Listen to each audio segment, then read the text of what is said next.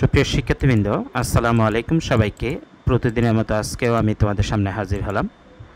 আজকেও তোমাদের জন্য থিওরি অফ ক্যাপিটাল স্ট্রাকচার বা মূলধন কাঠামো তত্ত্ব যে চ্যাপ্টারটি আছে সেখান থেকে মডিগ্লিয়ানি মিলার বা MM approach and other approaches, অর্থাৎ আজকের যে সাজেশনটা সেটাতে এমএম অ্যাপ্রোচেরও প্রয়োগ থাকবে এবং আদার অ্যাপ্রোচেরও কিছু প্রয়োগ থাকবে।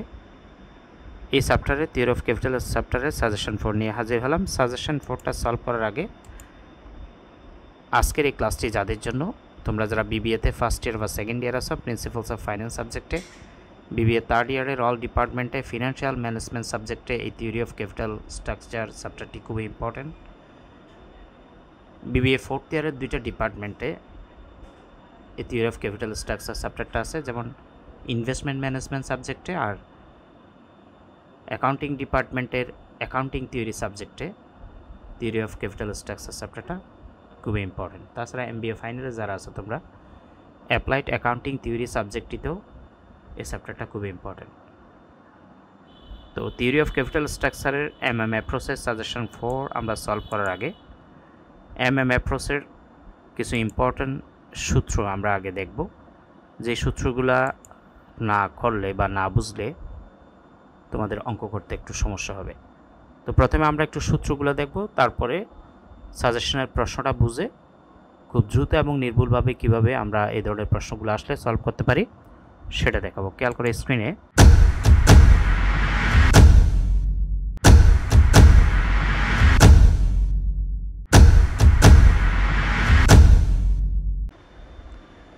আমি সূত্রটা নিয়ে আসলাম। MM approach with tax. MM অ্যাপ্রোচের দুই ধরনের অঙ্ক হয়, একটা হলো উইথ ট্যাক্স সহকারে প্রশ্ন থাকে, অনেক সময় উইদাউট ট্যাক্স বা ট্যাক্স ছাড়া প্রশ্ন থাকে। আজকে উইথ ট্যাক্সের আমরা প্রশ্নগুলো কিভাবে সলভ করব সেটা দেখাবো।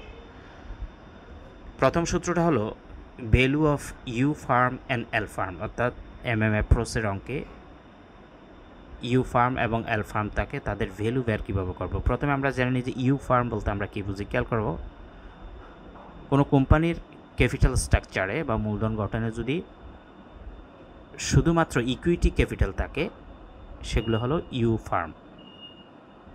সাথে সাথে কোনো কোম্পানির ক্যাপিটাল স্ট্রাকচারে ইকুইটি ক্যাপিটালের সাথে যদি ডেফট থাকে বা ঋণ থাকে সেটা হলো লিভার্ড ফার্ম। তাহলে আনলিভার্ড ফার্ম ইউ এবং লিভার্ড ফার্ম হলো এল।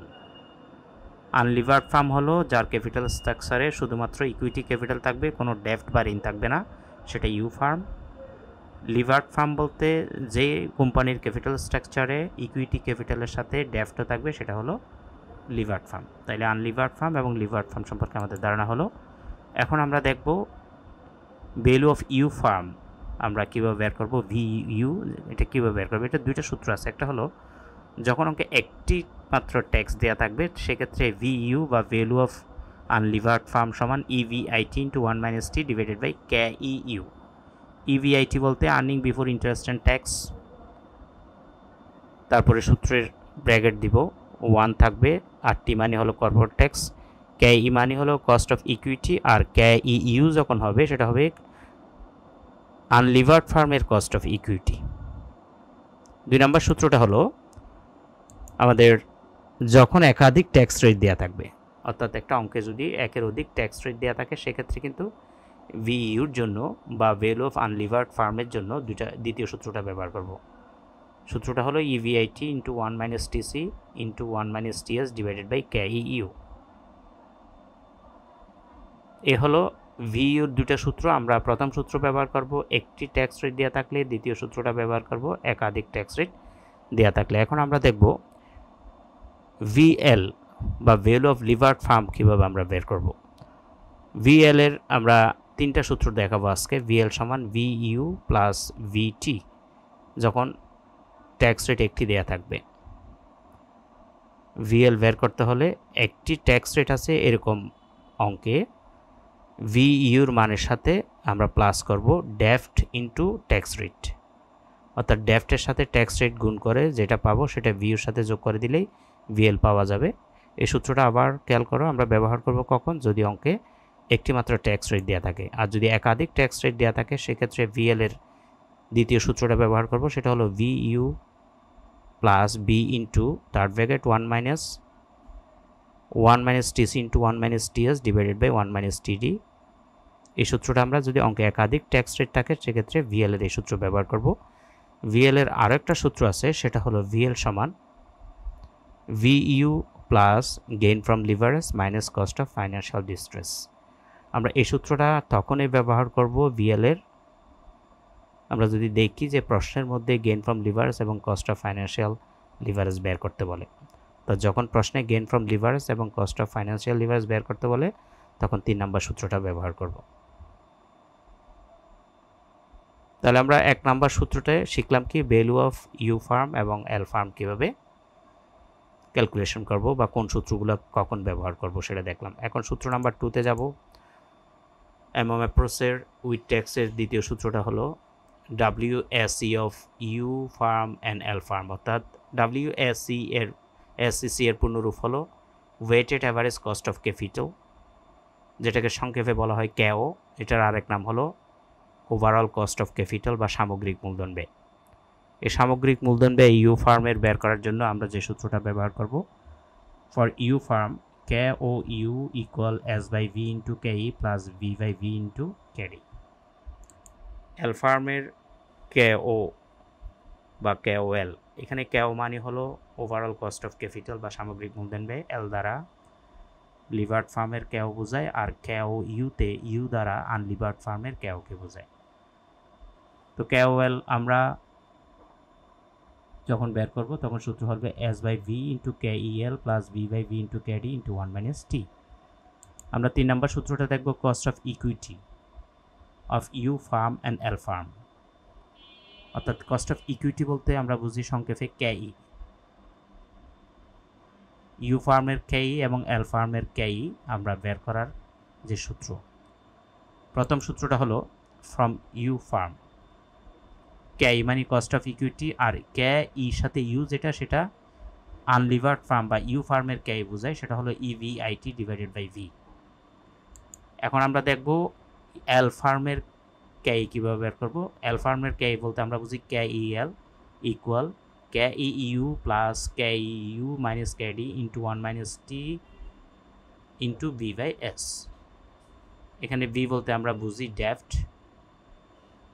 S বলতে বুঝি market value of share, KD মানে হলো কস্ট অফ ডেফট, আর KEU মানে কস্ট অফ ইকুইটি, ইউ দ্বারা আনলিভার্ড ফার্মের ইকুইটিকে বোঝায়।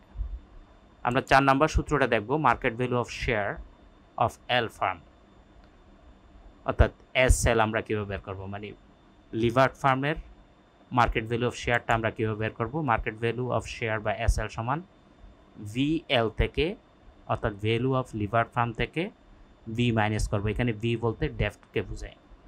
ভ্যালু অফ লিভার্ড ফার্ম থেকে আমরা যখন ডেফট বা বিটা মাইনাস করে দিব তখন আমরা পাবো market value of share of L farm বা SL।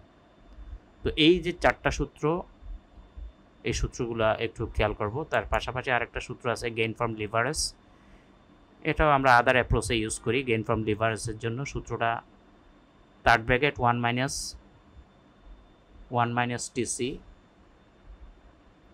Into 1 minus TS divided by 1 minus TD into deft.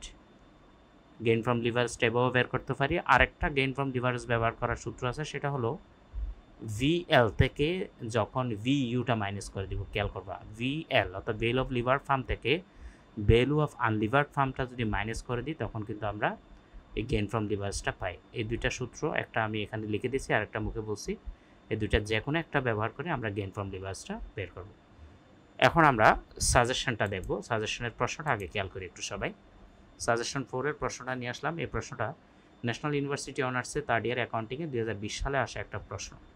The following information are given to you, অর্থাৎ তোমাকে নিম্নলিখিত তথ্যগুলো দেওয়া হলো।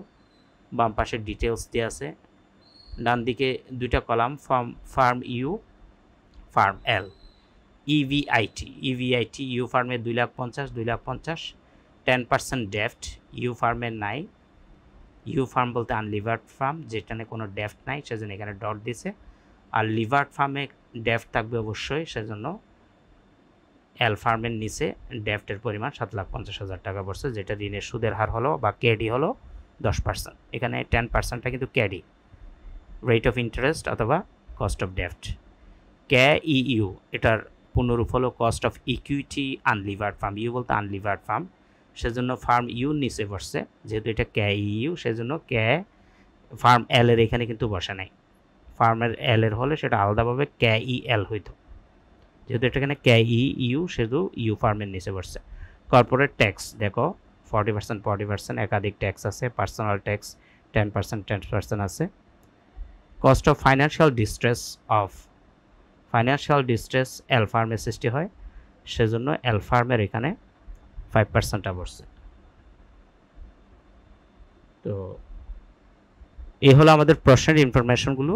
এখন আমরা রিক্যাপমেন্ট করণীয়তে যাব। 1 নম্বরে বলছে value of unlevered firm VU বের করো।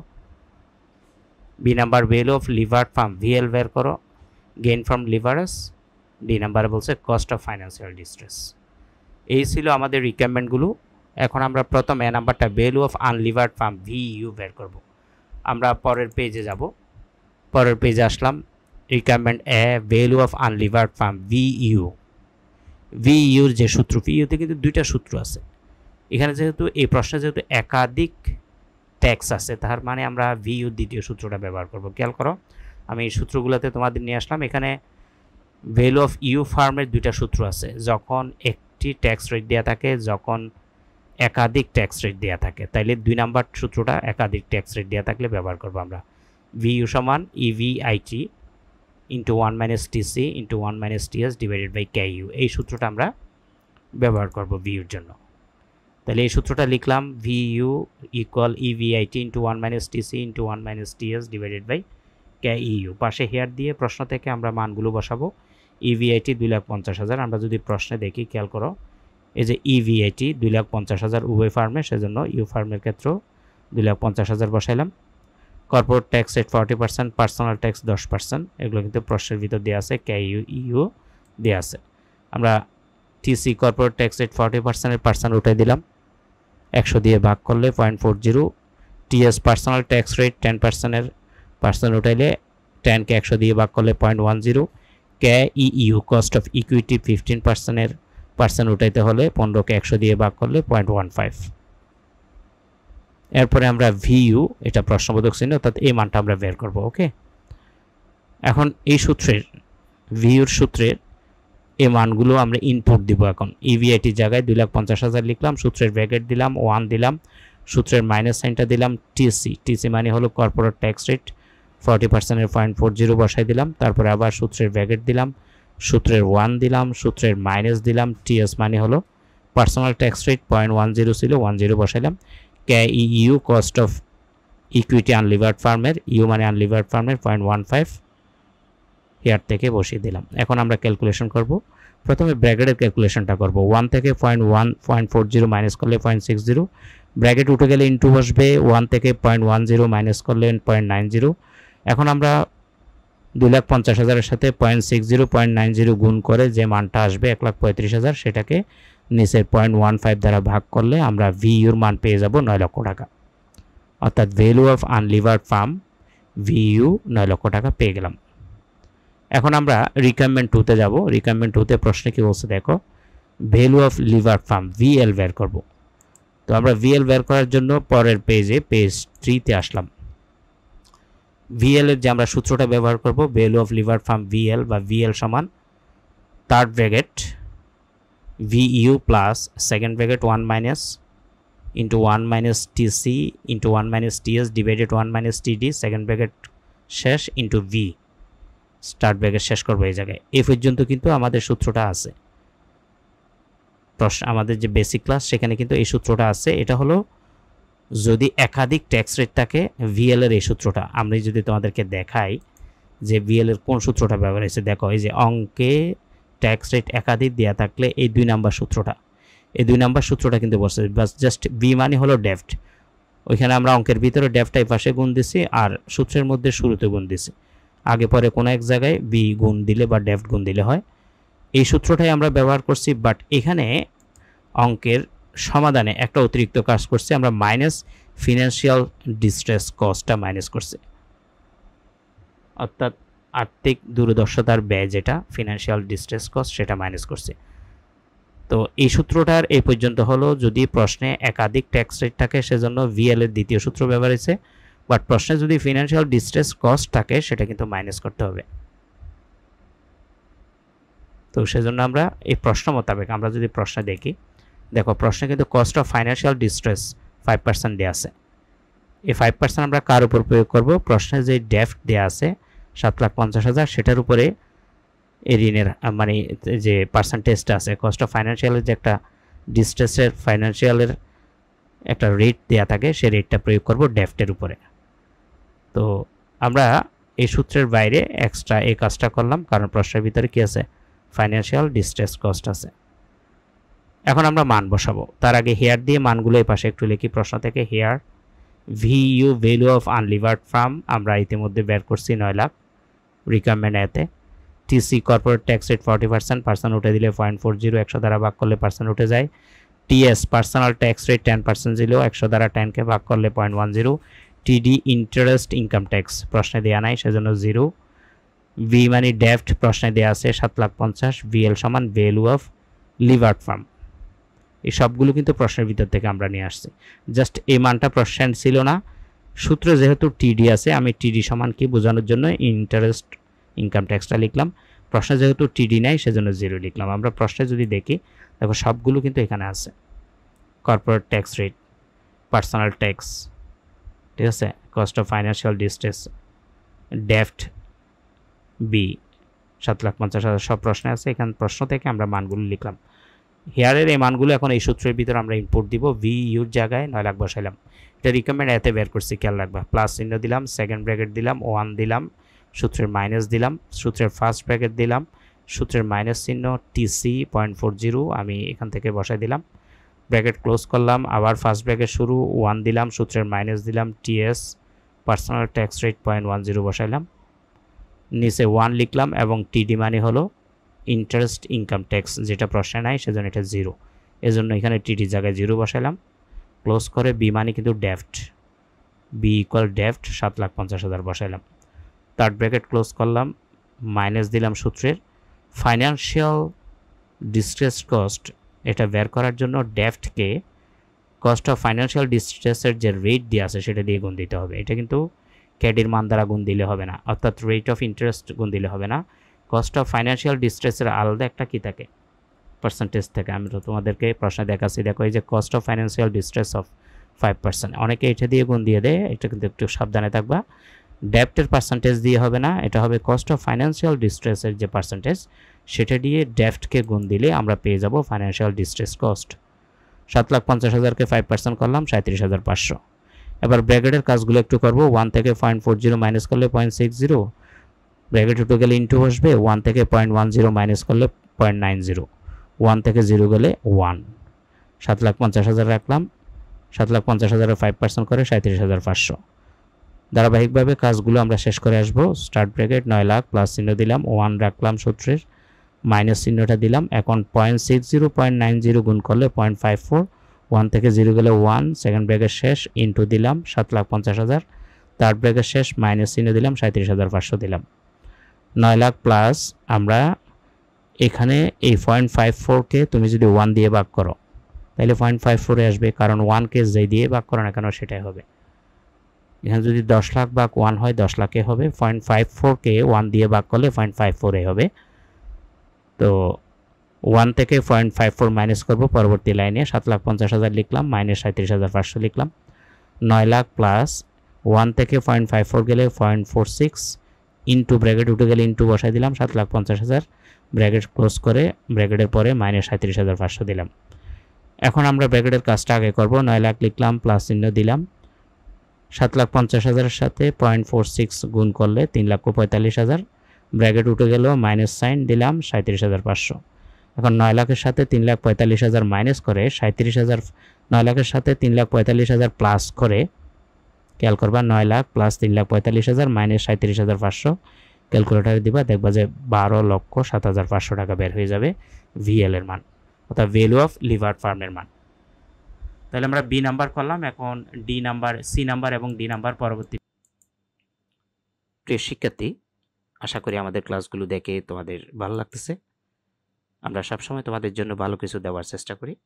তোমরা যদি বিবিএস ডিগ্রি থার্ড ইয়ারের স্টুডেন্ট হয়ে থাকো অথবা বিবিএ অনার্স থার্ড ইয়ারের স্টুডেন্ট হয়ে থাকো, তোমাদের জন্য সম্পূর্ণ নতুন বেসে ভর্তির আমরা অনলাইন লাইভ এবং রেকর্ড ক্লাসগুলো, আমাদের যে অনলাইন লাইভ এবং রেকর্ড ক্লাস আছে সেগুলোতে ভর্তির বিস্তারিত জানার জন্য আমাদের একটা হোয়াটসঅ্যাপ নাম্বার দেওয়া আছে 01615311232। তোমরা চাইলে এই নাম্বারে মেসেজ করতে পারো অথবা সরাসরি কল দিতে পারো।